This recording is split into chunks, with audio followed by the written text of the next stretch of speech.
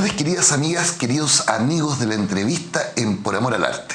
Esta semana nos hemos trasladado a la gloriosa ciudad de Rancagua, particularmente a la oficina de la Seremía de las Culturas, las Artes y el Patrimonio para una muy entretenida conversación con nuestra primera autoridad sectorial en cultura y nuestra querida amiga Flor Illich García. ¿Cómo estás, Flor? Muy bien, Mariano. Encantada de estar aquí, de recibirlos en esta Casa de la Cultura Regional. Maravilloso estar en esta oficina, en este escritorio, tanta historia tiene, ¿no? Es verdad.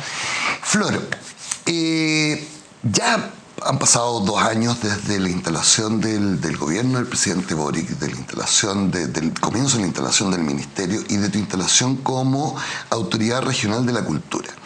Y a ti te toca llegar a este cargo y a estas funciones en medio de una pandemia, de una emergencia sanitaria que hasta ahora tiene algunos coletazos. 2 años después, ¿cómo es tu evaluación respecto de la reactivación cultural, respecto del rol que ha tenido el Ministerio en esa reactivación y respecto de lo que ha ido pasando, cómo se ha transmutado un poco la gestión cultural a nivel regional? Bueno, 1 año, 4 meses más o menos. Todavía no hacemos los 2 años, pero de todas maneras ha sido un periodo muy intenso, con muchísimos desafíos, como justamente tú dices. Tuvimos el año pasado esa transición de lograr reactivar el mundo cultural que venía muy golpeado por la pandemia, porque fuimos los primeros en cerrar y los últimos en realmente poder abrir.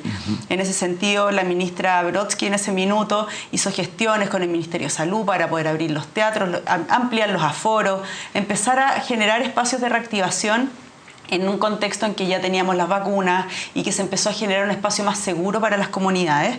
Pero lo que pasa con los hábitos culturales es que, como no están arraigados de manera tan profunda en nuestras comunidades, ha costado, yo diría, durante este tiempo, volver a motivar a las personas a participar en las actividades culturales. Entonces, ese yo creo que es el gran desafío de ahora, es seguir motivando a los públicos, a las comunidades, a reencontrarse presencialmente con las acciones culturales que hacen los distintos agentes culturales de la región, que son muy movidos, que han estado también en muchos procesos creativos. Nosotros hemos recibido muchas, agrupaciones, distintos conglomerados artísticos presentando propuestas en las que hemos tratado de ir acogiendo en los distintos territorios para justamente fortalecer la reactivación cultural a través de la contratación artística, pero creemos que falta todavía quizás seguir aportando un poquito más en cómo podemos potenciar a los públicos, a las comunidades en ser parte activa del desarrollo cultural de sus comunidades.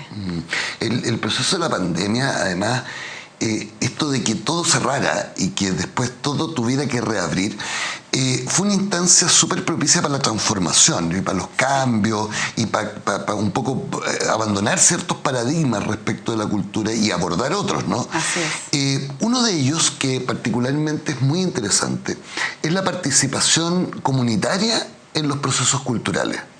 Sí, bueno, ese es un proceso que se ha venido llevando hace varios años, que tiene que ver con el trabajo con las organizaciones culturales de base comunitaria, que normalmente tienen un rol muy importante en sus comunidades, en sus territorios, pero que tienen poco apoyo o que tienen poca visibilización, tanto de los gobiernos locales o de los gobiernos o de las gobernanzas regionales y también de las propias comunidades. O sea, hay una relación profunda con sus comunidades cercanas, pero falta quizás poder generar espacios más profundos de desarrollo de esas organizaciones para que puedan ir fortaleciendo su trabajo. En ese sentido vamos trabajando bien profundamente desde el Ministerio.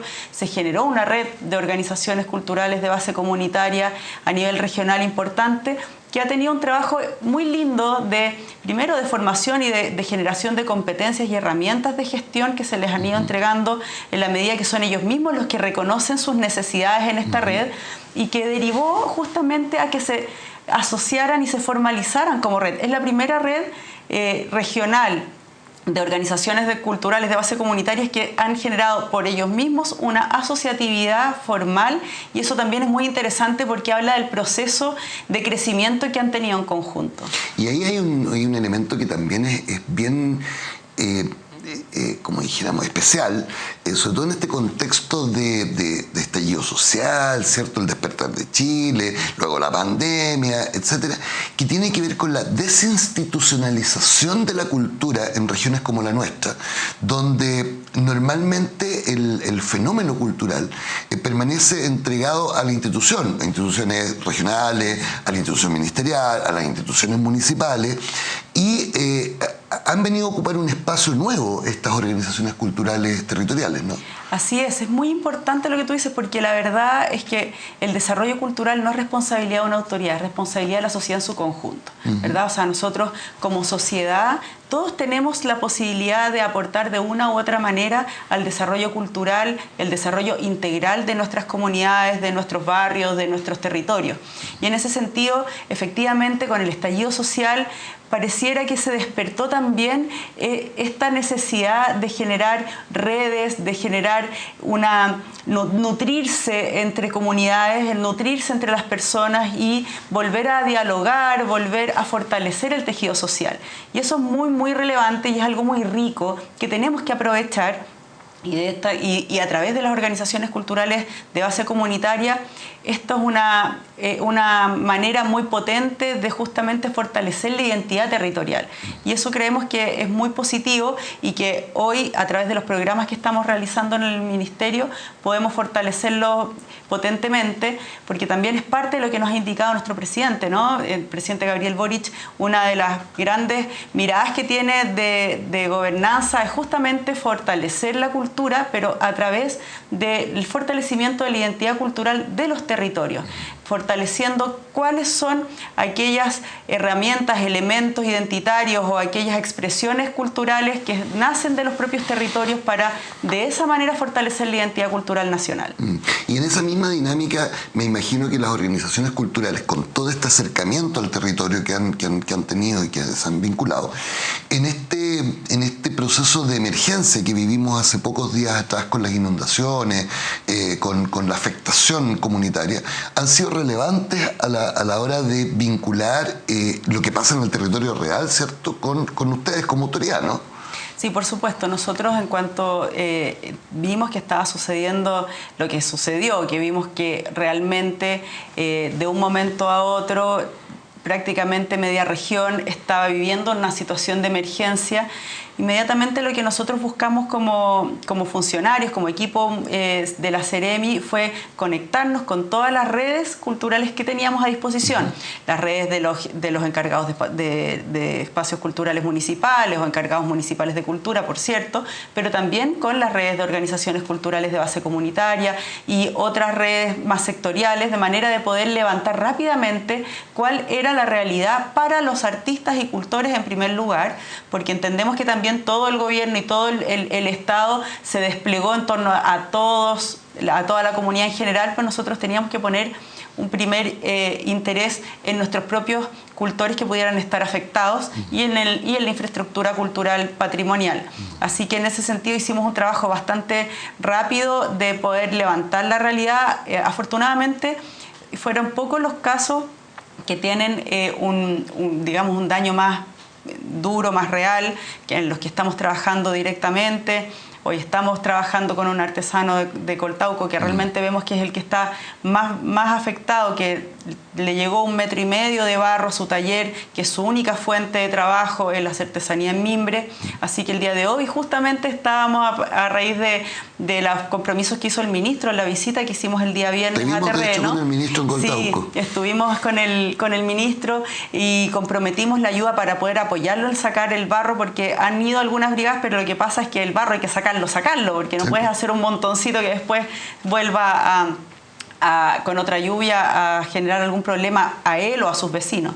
Y hoy estamos con un camión que gestionó el delegado presidencial justamente con Codelco para poder sacar el barro, así que están en estos momentos trabajando con eso. Estamos trabajando también para que a través de FOSIS poder postularlo a que pueda volver a implementar su taller. Él perdió sus materias primas. Estamos buscando las maneras también de generar espacios de comercialización, no solo con él, sino que con todos los artesanos que también están siendo afectados, y también generar espacios de contratación para artistas que también puedan haber tenido algún tipo de dificultad para poder económicamente poder volver a reactivarlos, ¿no?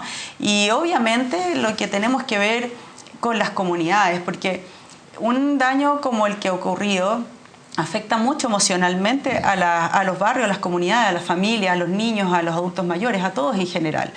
Y entendemos hoy que la cultura es una herramienta muy valiosa de poder dar ese espacio de cuidado y de vinculación, digamos, con los mundos más emocionales, que a través de las artes tenemos esas herramientas que son muy bonitas, de las arteterapia, de los espacios de expresión, también de entretención, donde podemos ir apoyando a las distintas comunas que han sido afectadas justamente a través de las artes, con contenidos, con distintas acciones para poder, por una parte, generar este espacio de contención, el espacio de revinculación comunitaria y, por otra parte, el apoyo luego, que va a venir en un poco más adelante, de cómo rehabitamos nuestros espacios públicos, cómo los resignificamos después de todo lo que ha ocurrido, desde las artes, desde el deporte, desde la salud mental. Entonces estamos trabajando en conjunto con las distintas seremias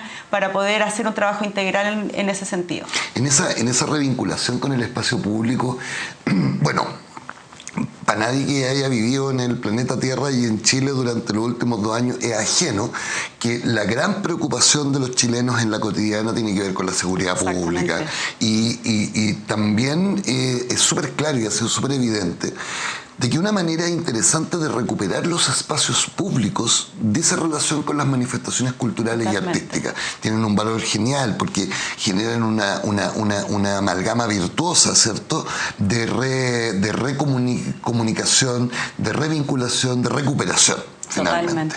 En esta dinámica, y un poco tomando el trabajo desarrollado con las organizaciones comunitarias, una de las políticas más promisorias que se ha planteado para este año, y desde el año pasado incluso, es la generación de los puntos de cultura. Sí. Estamos en medio, entiendo, del proceso de registro ya de los puntos de cultura, y me gustaría que nos contaras un poco más respecto tanto de la expectativa con el programa de puntos de cultura, de qué se trata esto, y de en qué pie estamos hoy día con el proceso de registro. Bueno, Puntos de Cultura Comunitaria es un programa hermoso que es una de las prioridades del presidente en términos de desarrollo cultural. Es un programa que se ha reconocido el efecto que ha tenido en otros países de Latinoamérica. Partió en Brasil, pero ya está implementado en prácticamente toda Latinoamérica. Desde México hacia el Cono Sur. Desde México hasta Cuba, como decía la canción, ¿no? Claro, desde México hasta Cuba, sumando a Argentina, sumando a Perú, sumando a Brasil, por cierto, Colombia, que lo ha desarrollado de manera espectacular.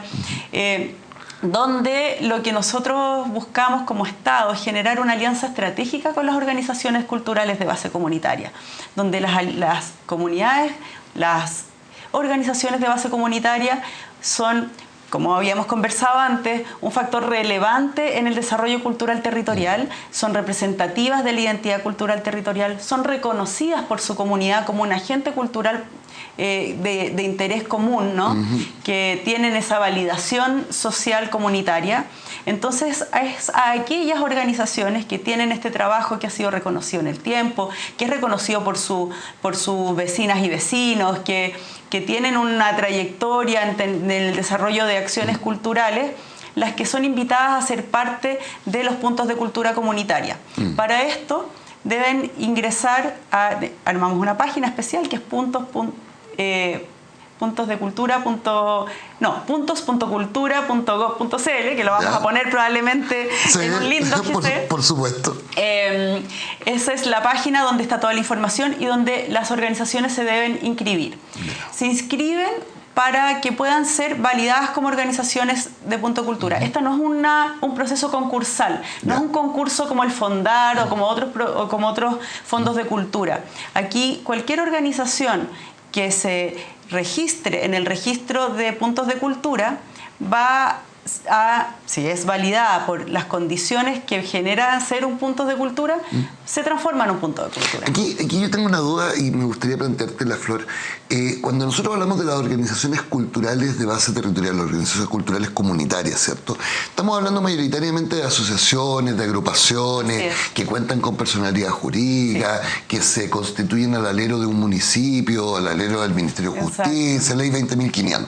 Pero cuando hablamos de puntos de cultura, estamos abriéndolo también a organizaciones no formales y a organizaciones que no necesariamente son organizaciones dedicadas 100% a la cultura, pero que desarrollan procesos culturales como las juntas de vecinos. Así es. Este es un proceso que busca abrir justamente esta red de trabajo comunitario con organizaciones que quizás no están formalizadas, con organizaciones que son territoriales, como por ejemplo las juntas de vecinos, que pueden perfectamente cumplir con este rol de articulación cultural y social en sus comunidades, ¿verdad? Entonces, la idea es que todas las organizaciones pueden ser un punto de cultura siempre y cuando vayan cumpliendo con algunos mínimos requisitos como son los que te contaba, ser reconocidos por sus comunidades, tener un trabajo permanente, tener de alguna manera una organización que da cuenta de un trabajo, no como un organismo que recién se abre solo para ser un punto de cultura, como que en el fondo buscar esa trayectoria y el reconocimiento en sus comunidades es muy importante para nosotros, porque tenemos que generar puntos de cultura con organizaciones que le den respaldo a la comunidad, ¿no? No sean organizaciones. Hoy que estamos en boga con el tema de los convenios, hay que tener mucho cuidado justamente de con quienes nosotros podemos generar un vínculo de apoyo, de financiamiento, también de acompañamiento en el crecimiento en su gestión cultural. Entonces es ahí donde las organizaciones que se van a inscribir a través del registro van a pasar por un pequeño filtro, no un pequeño, sino que por un filtro a través de una comisión validadora que va a estar integrada por integrantes del Consejo Regional de Cultura, como también por representantes de organizaciones culturales. Entonces va a haber ahí una comisión que va a revisar la documentación y las distintas organizaciones, la presentación de estos registros, y si son validadas, de inmediato ya se transforman en puntos de cultura comunitaria que van a tener distintos beneficios. Por una parte, van a ser parte de una red de trabajo colectivo en la región. Nosotros sabemos lo que eso significa. Eso es extraordinario, digamos. Exactamente. Vamos a tener como ministerio, vamos a generar un acompañamiento permanente a esas organizaciones para ir elaborando sus planes de gestión, sus planes de acción, de manera de que vamos a poder generar un diagnóstico primero de cómo están esas organizaciones, qué es lo que buscan, hacia dónde les gustaría desarrollarse. Vamos a ir desarrollando ese acompañamiento y luego para ir entendiendo de qué manera se van financiando esas etapas para poder cumplir con ese diseño, digamos. También lo interesante es que este no es un proceso que se cierre hoy, digamos. Ahora vamos a tener abierto el registro hasta el 7 de agosto, pero es un registro que va a estar permanentemente abriendo espacios para volver a inscribir año a año nuevas organizaciones. Perfecto. Entonces no es algo que si no fuiste punto cultura ahora no lo serás nunca, al contrario, la idea es que poco a poco se vayan implementando más y más puntos de cultura y nos transformemos en una gran red de puntos de cultura que podamos tener en todo Chile y en relación con la red internacional que ya está formada, que eso también es un intercambio muy rico de experiencias. Maravilloso. Flor, hemos hablado de la cultura y el arte como un elemento sanador post-pandemia. Sí. Hemos hablado de la cultura y el arte como un elemento de amalgama comunitaria, de amalgama territorial, de comunicación, de trabajo en red. Maravilloso. Pero el arte y la cultura también, y se nos ha demostrado a partir de las acciones que han emprendido ustedes como Seremía, el Ministerio, pero que ustedes como Seremía particularmente en la región, tiene un elemento muy importante en la memoria. Tiene un elemento muy importante en el rescate histórico, en la resignificación artística de la historia y la resignificación histórica de los hechos, en el fondo, completo. Es bello ver cómo contamos ya con un punto de memoria en materia de derechos humanos en la ex cárcel de San Fernando. Yo creo que para todos fue súper bello ver también todo el desarrollo y todo el trabajo que se hizo en torno al Día del Patrimonio, el fin de semana del patrimonio, en las distintas comunas, con las distintas visiones respecto del tema patrimonial.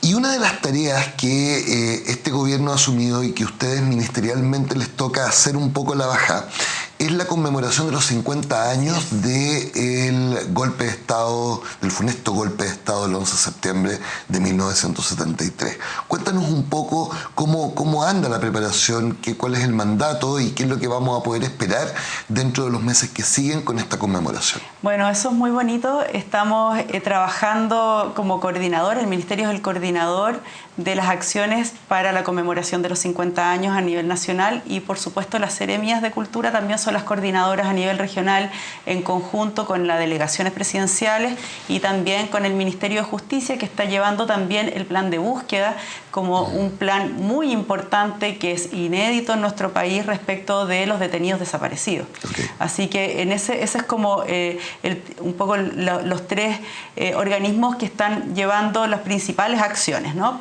Como Ministerio de las Culturas, por cierto, estamos levantando las actividades que se van a ir haciendo en conmemoración de los 50 años a través de la Mesa de los 50 años, que es una mesa intersectorial, donde están todos los seremías involucradas, pero también organismos de derechos humanos, municipios, en nuestro caso la Universidad de O'Higgins, obviamente las agrupaciones de memoria y derechos humanos que existen en la región.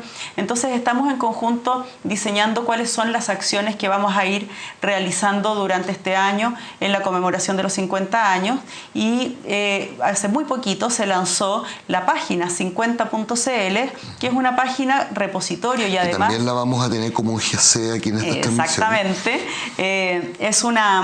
Es una página muy importante donde vamos a poder ir viendo las actividades que van inscribiendo no solamente los servicios públicos, sino también las organizaciones y las personas. Un poco en la lógica del Día de los Patrimonios, con la página del Día de los Patrimonios, estamos haciendo algo similar, donde cualquier organización o persona puede levantar su agenda en torno a los 50 años en esta página que será el gran repositorio que tendremos respecto de esta conmemoración. Nosotros en la región estamos avanzando en distintas líneas. Evidentemente, como tú comentabas, estamos muy felices de tener nuestro primer sitio de memoria en la ex cárcel de San Fernando, que ya tiene su decreto a partir de enero de este año. Hay 4 sitios más que están también en el proceso de buscar ese decreto formal por parte del Consejo de Monumentos Nacionales, que van bien encaminados, pero por ahora tenemos a la ex cárcel de San Fernando, por lo tanto, en ese sitio de memoria evidentemente haremos un hito donde instalaremos la placa que la reconoce como sitio de memoria, un conversatorio en torno a la memoria y la historia de todos quienes tuvieron desafortunadamente que pasar por ahí por tener algún tipo de idea política que no fuera acorde a lo que estaba instalando el golpe de Estado, ¿verdad? Entonces, ahí lo que ha sucedido ahí es muy interesante porque, digamos, por la excárcel de San Fernando pasaron personas de prácticamente toda la región. No solamente de San Fernando, digamos, todo Colchagua, Cardenal Caro pasó por San Fernando. Muchas personas también después pasaron acá a la cárcel de Rancagua. Las experiencias vividas ahí fueron horrorosas, como podemos imaginar. Hubo también todo un relato respecto de presas mujeres, un relato también de cómo las mujeres de presos políticos estuvieron en el también plan de búsqueda propio durante el tiempo de la dictadura. Hay mucho que conversar y sobre todo tenemos que entender que ese es un espacio que estamos recuperando y que tenemos que imaginar qué va a suceder con ese espacio, porque ese es un patrimonio de nuestra región que también se puede transformar en un espacio que permita ir sanando e ir generando espacios de no repetición a través de la educación, a través de las nuevas experiencias que puedan tener las nuevas generaciones que no vivieron esa experiencia traumática y que quizás hoy no sienten una vinculación tan fuerte con la historia como las vivimos nosotros que sí vivimos la dictadura, pero que sí necesitamos fortalecer, porque parte del fortalecimiento de la democracia justamente tiene que ver con entender nuestra memoria, entender nuestra historia, conocerla, aceptarla, reconocerla y por otra parte poder imaginar el futuro, ¿no? ¿Qué es lo que vamos a hacer? ¿Cómo como sociedad nos ponemos desafíos que permitan que nunca más vuelvan a ocurrir hechos como estos? Y para eso un sitio de memoria es fundamental y tenemos que ir diseñándolo entre todas y todos para entender qué es lo que va a ocurrir allá adentro. Así que ahí hay un desafío muy bonito. Y bueno, también vamos a hacer algunas actividades. Queremos tratar de tener hitos en cada provincia, como siempre ha sido nuestra mirada desde esta seremía, de que todo sea siempre vinculado en cada una de las provincias. Acá en Rancagua estamos ya trabajando con el Teatro Regional para hacer ahí un acto principal importante. Estamos también recogiendo distintas propuestas desde Cardenal Caro que se están articulando a través de la mesa y que yo espero prontamente podamos tener ya un calendario de aquí a agosto, seguro tener ya el calendario definitivo de las acciones que se van a hacer en torno a los 50 años, pero estamos levantando lindas iniciativas.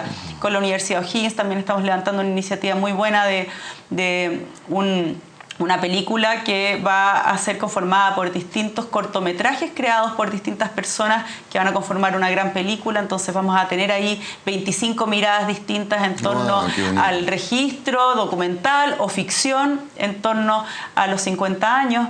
Así que hay acciones que están muy interesantes, hay mucha vinculación de parte de la organización, de la sociedad civil, hay mucha completa vinculación con la Mesa de Memoria y Derechos Humanos que llevamos desde la Seremía, una relación hermosa con las organizaciones de familiares de detenidos desaparecidos, con el INDH, con la CUT, con los distintos organismos, con la propia Universidad O'Higgins, tanto con la universidad como con los centros de alumnos, que también son parte. Están partiendo, digamos, este proceso de formación. Exacto, están muy involucrados porque a ellos les tocó el estallido y eso también de alguna manera les ha hecho entender el riesgo que implican los derechos humanos, ¿no? Como cómo debemos cuidarlos y por qué estamos en cualquier minuto en riesgo de poder ser vulnerados. Y yo creo que el estallido ha sido significativo para el mundo universitario. Así que estamos en ese sentido buscando nuevas y más actividades e invitar a todas y todos a sumarse a las actividades de los 50 años a través de la página 50.cl. Efectivamente, Flor, resulta súper relevante el proceso de memoria, el proceso de rescate de la memoria, pero cuando es a través del arte y a través de la cultura, te permite resignificar de una manera distinta, porque, como tú muy bien decías, hay un par de generaciones a las cuales cada día les resulta más lejano el golpe como evento histórico del 11 de septiembre del 73. Sin embargo, lo que nosotros estamos rescatando es efectivamente no solamente el golpe, sino que la historia que nace en este país desde el golpe y durante los 50 años siguientes. Una historia que tiene que ver con una dictadura, que tiene que ver con una recuperación de la democracia, con una mística país, con una búsqueda de identidad, que tiene que ver con una reformulación, con una alegría y una decepción para algunos, y con este Chile tan heterogéneo en el que vivimos hoy día, ¿no? Totalmente, revisar 50 años atrás, revisar medio siglo, ¿no? Es importante, sobre todo en este mundo contemporáneo en el que hace un siglo atrás estábamos realmente casi que en la Edad Media respecto a lo que estamos viviendo hoy, que la tecnología, que la comunicación, la globalización. Hace 50 años eso tampoco existía, era otra realidad, era otra sociedad, que es muy lindo reconocerla y revivirla, entender qué es lo que pasó con Lupe, por ejemplo, cuáles fueron esos sueños frustrados de Lupe, luego entender cuál fue el gran dolor que provocó la dictadura, cómo a través de las artes hubo una reivindicación y una búsqueda de la recuperación de la democracia. El rol de la música y de las artes en la recuperación de la democracia es gigante. O sea, movimientos artísticos que tuvieron que actuar desde el underground, desde no desde el, obviamente, reconocimiento oficial, que movieron barreras, que lucharon, que corrieron riesgos gigantescos y que a través de sus canciones, que a través de sus puestas en escena, de las performances, del arte, de las artes visuales, de la fotografía, fueron dando cuenta de un estado de la sociedad. Y eso es lo que hace el arte también. El arte da cuenta del estado de la sociedad, el estado anímico, el estado de reflexión en el que está una sociedad. Y el arte en la época de la dictadura para la recuperación de la democracia es emblemático. O sea, podemos entender cómo estaba nuestra sociedad a través de sus piezas artísticas, de su música, de estas grandes canciones que hoy se transforman en himnos, que cantamos frente a cualquier sensación de vulneración, ¿verdad? Exacto. Entonces, las artes marcan mucho porque son justamente el reflejo de nuestra identidad, y cuando estamos viviendo un momento social complejo o digamos crítico, como pudo haber sido la dictadura, efectivamente son símbolos que nos unen. Hoy podemos ver el legado de Víctor Jara, por ejemplo, que fue una de las víctimas emblemáticas de la dictadura, como realmente un hombre que creó en distintos ámbitos, no solo en la música, también en el teatro, en la poesía, una persona muy multifacética que tenía un sello espectacular en torno a cómo es ser creador, pero que a la vez deja con la profundidad de sus letras temas que son imperecederos, digamos, que van a estar eternamente en nosotros, y que se transforman en himnos de nuevas generaciones que quizás no lo conocieron personalmente, pero que sí hoy pueden entender en su música o en su obra el reflejo de una sociedad que lamentablemente hay todavía algunas cosas que no cambian, y que buscamos en al menos ir moviendo esa brecha a través de lo que estamos haciendo nosotros como gobierno, de poder ir generando un poquito más de justicia social, generando espacios más de equidad que pudieran permitir que las personas puedan desarrollarse de manera digna y con todos sus derechos, digamos, sin vulneraciones, y en integridad y respeto, como debe ser. Entonces, ¿cómo nos reconstruimos como sociedad? La reconstrucción social hoy es un tema importantísimo. Tuvimos un estallido que realmente removió los cimientos de una sociedad que habíamos construido desde la dictadura y postdictadura, quizás no mirando de frente realmente aquellos graves problemas que tiene la sociedad, que justamente se ven en aquellas personas más vulneradas hoy, como son nuestros adultos mayores y las pensiones, como son tal vez los niños y niñas que han sido de alguna manera abandonados y que hoy pueden estar en situaciones como lo que fue el Sename o lo que son otro tipo de organizaciones. Vemos lo que pasa con el medio ambiente, cómo se integra a los pueblos originarios, cuál es el rol de la mujer. Todos esos son temas que hoy están más candentes que nunca, que los sigue levantando la sociedad porque no están resueltos. Y bueno, estamos a puerta de un proceso constituyente que ha sido bien frustrado y que hoy tiene que dar respuesta a esas preguntas, y estamos esperando a ver qué es lo que sucede, qué texto se entrega ahí, si puede o no dar esa respuesta, y la sociedad en su conjunto decidirá si se responde o no se responden esas preguntas. Pero mientras no respondamos esas preguntas, vamos a tener permanentemente ese dolor social que de una u otra manera va a seguir apareciendo. Entonces, hoy tenemos que trabajar en conjunto justamente para encontrar esos acuerdos que nos permitan llegar adelante en procesos sociales. Y yo creo que el arte y la cultura son evidentemente vehículos de encuentro. Entonces, lo vimos en el Día de los Patrimonios, como toda la sociedad sale, como las comunidades, las familias se quieren encontrar con sus identidades, con su gente, con sus lugares, con sus historias. La cultura también mira hacia adelante, es la vanguardia, es la mirada de la reflexión contemporánea. Entonces, creo que las artes permiten justamente generar espacios de encuentro, hoy también espacios de seguridad en torno al espacio público, como lo comentábamos, ¿no? Nosotros, además de los puntos de cultura, estamos trabajando patios culturales, que también es una iniciativa en conjunto con Seguridad Pública para poder ir desarrollando trabajos culturales en espacios que son de mayor riesgo social. Entonces, lo interesante hoy es que nosotros vemos que la cultura no es un adorno de la sociedad, sino que es un motor profundo que habla de nuestra identidad, que nos habla de nosotros mismos y que permite ser un vehículo de integración muy importante. Bueno, ahí está lo que decía nuestro querido Víctor Jara, que canta porque la guitarra tiene sentido y razón, no solamente es un adorno. Así es.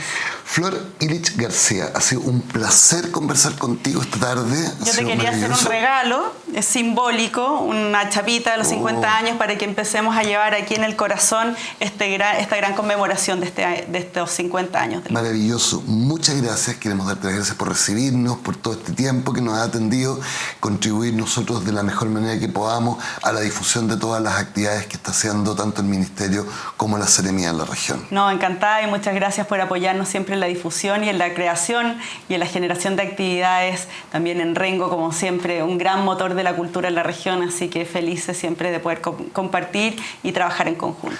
Muchas gracias, Flor. Encantada. Y a todos ustedes, nos vemos el próximo jueves a partir de las 5 de la tarde en una nueva entrevista en Por Amor al Arte. Buenas tardes. Chao, chao.